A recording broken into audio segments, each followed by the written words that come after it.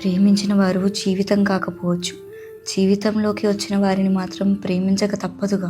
అందరికీ నమస్కారం. ఇంకా ఆలస్యం చేయకుండా అమ్ము నెక్స్ట్ పేజ్ లో ఏం రాసుకుందో చెప్తాను, వినండి. ఇన్ని సంవత్సరాల తర్వాత మళ్ళీ ఈ పుస్తకం రాసుకోవాల్సిన సందర్భం వస్తుందనుకోలేదు. మన పురాణాలు, ఇతిహాసాలను గౌరవించాలి, వాటిని చూసి ఎంతో నేర్చుకోవాలి అంటారు. మరి ఆ ఇతిహాసాల్లో జరిగినవి మన నిజ జీవితంలో జరిగితే మాత్రం గౌరవించడం తర్వాతి సంగతి. లేనిపోని నిందలు వేసేస్తుంటారు. ఆ కృష్ణుడి మీద ప్రేమతో రుక్మిణి రాసిన లేఖలు కృష్ణుణ్ణి చేరి తనను రాణిని చేసి ఇప్పటికీ పెళ్లి కాని ఆడపిల్లలు పవిత్రంగా పాటించే పూజా విధానంగా మారిపోయింది. నేను ఆ శ్రీరామకృష్ణుడి మీద ఇష్టంతో రాసుకున్న లేఖలు తనకు నా మీద ప్రేమ ఉందని తెలిసినా తనకు చేరలేక ఇలా చేతిలో లేని గీతలుగా మిగిలిపోయాయి. ప్రేమలో గెలిస్తే జీవితం, ఓడితే చరిత్ర. మరి నా విషయంలో జరిగింది మాత్రం ఎంత ఆశపడ్డా, ఆరాటపడ్డా, ఎంత నిజాయితీగా ఉన్నా ఫేట్ అన్నది ఒకటి ఉంటుందని గట్టిగా నమ్మేలా చేసింది. ఆ రోజు తర్వాత కొన్నాళ్ళకి పెళ్లి వాళ్ళు వస్తున్నారు రేపు అంటూ మా అమ్మ, నాకు ఇప్పుడే పెళ్లి ఇష్టం లేదమ్మా, చదువుకోవాలి అంటే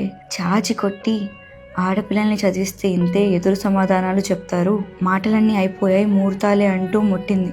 అసలు అమ్మని ఎవరు అర్థం చేసుకోరు. అయినా వాళ్ళకి ఇష్టమైతే చదువుకుందులే అంది. కన్నవారికి అర్థం కాని ఇష్టాలు కట్టుకున్న వారికి అర్థం అవుతాయా అని మనసులో అనుకుంటూ అప్పుడు మూసిన నోరు, దించిన తల.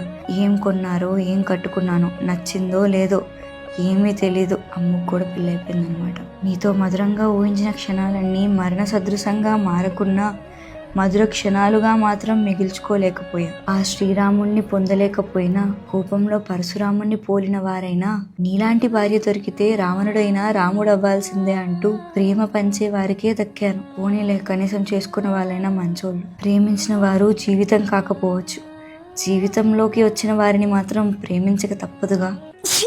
నిజమే, తప్పదు. మగవారికి మనసు కూడా సహకరిస్తేనే శారీరకంగా ప్రేమ పంచగలిగేలా చేసిన దేవుడు ఆడవారికి మాత్రం శరీరం సరిపోతుంది అనే ఆప్షన్ ఎందుకే పెట్టాడేమో. నిజమే, అమ్ము రాతలు పర్సనల్ విషయాలు కూడా చాలా పద్ధతిగా తెలియజేస్తాయి కదా, ఏమంటారు? మొత్తానికి మన అమ్ము ఆ స్వామిని చేరలేకపోయినా తాను చేరాల్సిన చోటుకే చేరిందనమాట. ఇవాళ పేజీ చదివిన తర్వాత నాకు ఒక సాంగ్ గుర్తొస్తుంది. మజిలీ మూవీలో ఈ సాంగ్ మీకు తెలిసే ఉంటుంది. దానిలో ఈ లిరిక్ ఉంటుంది, ఏ మనిషికి ఏ మజిలీయో పైవాడు రాసుంటాడు, నువ్వు కోరుకుంటే మాత్రం దొరికేది కాదంటాడు అనేసి. నిజంగా చాలా యాప్ట్ అవుతుంది అనిపించింది. ఇన్ని ఇయర్స్ తర్వాత అసలు ఎందుకు రాయాల్సి వచ్చిందో ఏమో, అది తెలియాలంటే నెక్స్ట్ పేజ్ చదవాల్సిందే. మరో పేజీతో మళ్ళీ కలుసుకుందాం. ఇక సెలవు.